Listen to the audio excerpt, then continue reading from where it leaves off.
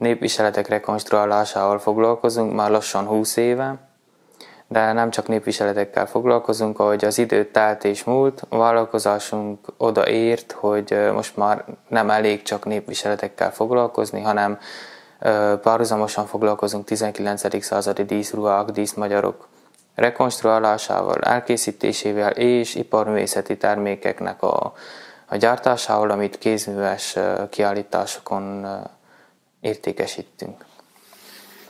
Ez a háta. Mindig meg szoktuk jegyezni a visszáját, mert az anyagnak a visszája is színes, mindig a színe kell legyen a kézterméken kívül. Most rajzolom a mellénynek az elejét, mikor felrajzoltam, berajzolom a szűkítővarrást is, ez azt jelenti, hogy amikor elvarrom, akkor azáltal jobban oda fog állni az embernek a testalkatához. Ez a kisebb rész, ez pedig nem látszik, ez a mellény belsejében van. A szakmával úgy találkoztam, hogy ugye édesapám már szabóságot tanult fiatal korában, és én amikor már kicsi voltam, ő már ebben dolgozott. Úgyhogy ezt láttam, mikor nőttem fel. Én is, hogyha lesz egy fiam vagy egy lányom, akkor arra fogom ösztönözni, hogy ezt a szép szakmát ne hagyja elveszni, mert ezek olyan értékek, hogy ennek meg kell maradnia, mert attól vagyunk mi székelyek, hogy van egy viseletünk, van egy néptáncunk, van egy tárgyi kultúránk, de hogyha ezek mind eltűnnek, akkor mitől leszünk mi külön, mint más népcsoport. Most szabom ki a mellényeket, amit ezután előkészítünk zsinórozásra, mert a szabás után a zsinórozás következik.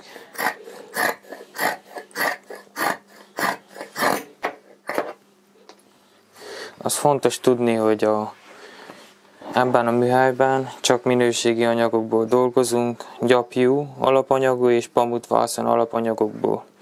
Műszálas anyagokat nem dolgozunk fel, mivel népi ruhadarabokat rekonstruálunk és népi ruhadarabokkal foglalkozunk, azért nem szabad megengedni a műszálas anyagok jelenlétét a termékeken.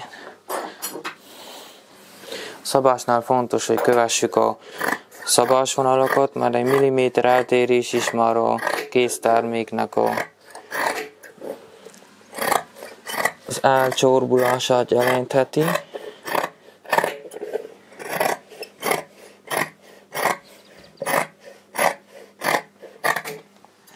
Hát, hogyha az elejéről kezdjük, akkor férfi szabóságot tanultam, rendelt szabóságot. Udvarhelyen, 89-ben, az már nagyon régen volt. Átugorjuk 2000-ig az éveket, akkor jött a változás, amikor viseleteket kezdtünk készíteni, az volt a fordulópont, mert a 2000-es évekre már elindult az a folyamat, hogy külföldről hoznak be minden, tehát felgyorsított varrodákba készített ruhákat, amivel nem lehetett a versenyt felvenni, és akkor gondoltam ezt a dolgot, hogy olyan kellene valamit készítsünk, ami nem készül nagyba. És ebből jött az ötlet, hogy készítsünk viseleteket. Ez például egy mellény, ami ki van szabva, be van keménységgel préselve, és most leigazítom. Ugye a két első fele, ami tökéletesen egyforma kell legyen. És most kirajzolom a zsinórzásnak a nyomvonalát, ahol a zsinór feljön. Már sok gyakorlat után szemre megy a vízszintes vonalhúzása. Ezek a méretek, amit most mérek, ez az évek során kialakul. Melyik mellényre hány centi szélességet mérek. Hát a székelyre a készítés, hogyha hagyományos székelyről beszélünk, akkor semmit sem változott. Mert ugyanolyan hasonló cérnából az matringba érkezik, azt le kell csölni, meg kell vetni, utána az osztovát ugyanolyan, mint régen, esetleg egy kicsit modernebb, de ugyanolyan az osztovát, a kézzel kell szőni, a folyamatok ugyanazok. Székelyruha készítése, ami régen kézzel készült, most is kézzel készül, minden rajta. A technológia a székelyruha készítésben semmit nem változott.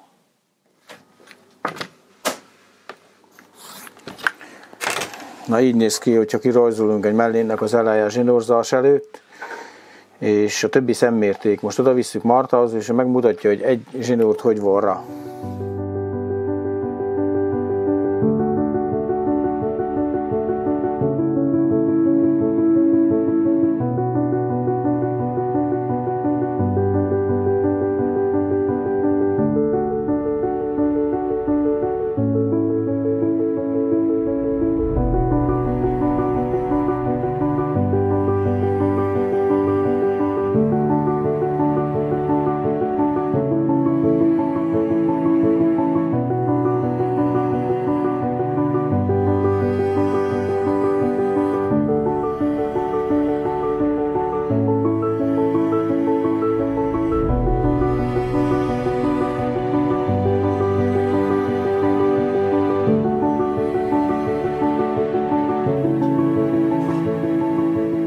Ez egy díszmagyar, ez egy Attila, és ez egy Bocskai. A díszmagyarnak és az Attilának különböző szabásom, ez derékbe van vágva, egy kicsit csákúra van az eleje vágva.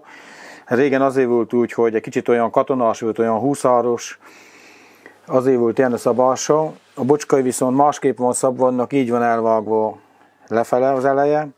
A zsinór is 3 különböző zsinór.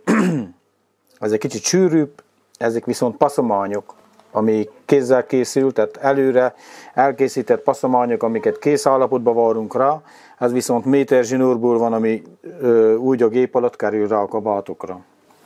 Tehát így készülnek a kabátok, ez az első folyamat, szabás után a zsinórzás.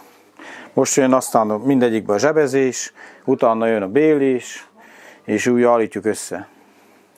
Az anyagok pedig azok, hogy kerülnek ide, hát ez elég sokszínű, mert a posztó az kovásznáról, a vászon a székely ruhákhoz, amiből készül az ing és a kötény, az Szentgyörgyről, a gyárból, a textilgyárból.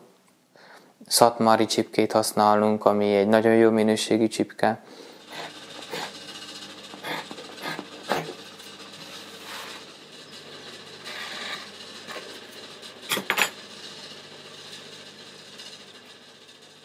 Mi fiatalok, nem csak a szabóságról beszélek, hanem teszem fel akármilyen szakmáról. Nem állunk oda a szülők mellé, és nem visszük tovább ezeket a szakmákat, akkor egy 50 év múlva azon kapjuk magunkat, hogy nincsen hagyományos székelyviseletünk, teszem fel, hagyományos székelyfaragot kapunk. Ezek mind a globalizációval el fognak tűnni, hogyha nem marad meg, mint szakma.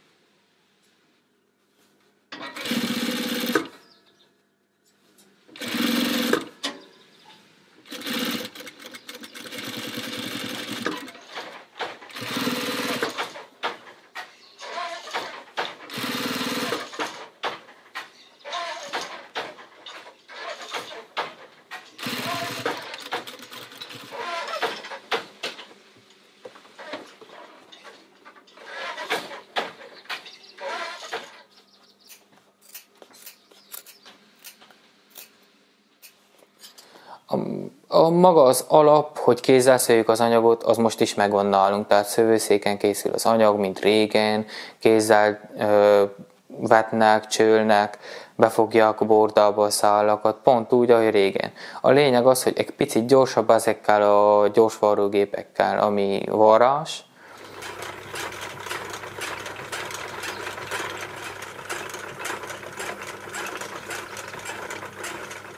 Nincs olyan, hogy most én kitalálok egy motívumot, és azt beviszem a viseletbe, hanem amikor népi ruhadarabról van szó, akkor a szabályok szerint kell elkészüljön, mint régen. Tehát azok akkor is úgy alakultak ki, hogy a faluban az emberek, ahogy kialakították, úgy ment tovább generációról generációra.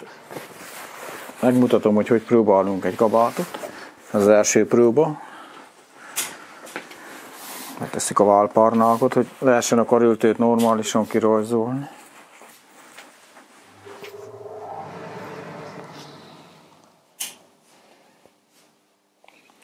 Megrajzolom a nyakkört, ahol jön a gallér.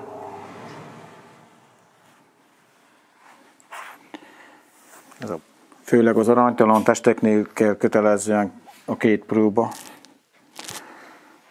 Azt tudni kell, hogy egy bocskai kabát teljesen testre szabott. Tehát ezek a viseletek tartóztatnak az embernek, kényelemre megy. Szabad bőr legyen, testre szabott. Ez például egy bocskai kabát, ami hagyományos posztóból készül, kézzel horgolt zsinór van rajta. Ez az egyik legelterjedtebb használható kabát Erdélybe. 11. Székely Huszárezred tiszti ruhája, ami dolmánymentes, nadrág nincs most itt.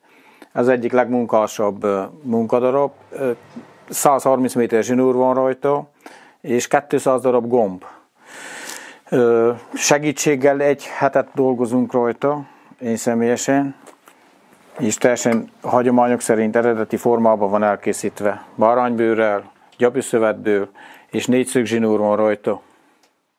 Szatmári viselet, szilágysági viselet, mindenre volt már megkeresés, úgyhogy ez egy olyan, mint egy nagy kaland ez az egész, hogy jönnek, mi megnézzük, megcsináljuk a szabás mintát, az anyagot, és aztán jön a kész ruha, amit a végén látunk, de a legnagyobb dolog az, amikor látjuk a kuncsafton az elégedettséget. Az ember panaszkodik, mikor túl sok van, és egy kicsit a felfőtt összecsap a víz, de csak egy példát mondok, ami nem is nehéz elkészíteni, csak egy székeingről van szó. Amikor Budapesten voltunk a mesterségek ünnepén, és abban a nagy tömegből egy hölgy felemelte az inget megvétel után egy pár órával, és odaszólott, hogy maguké a legszebb ing az egész várba, akkor ezek az elégtételek. Szerintem. Pedig csak egy ingről volt szó. Nem egy bocskai kabát, amit nagyon nehéz elkészíteni, napokot dolgozunk rajta, persze az más dolog, de csak egy példát mondtam, hogy az ing, csak egy ing. És ez mindent megér.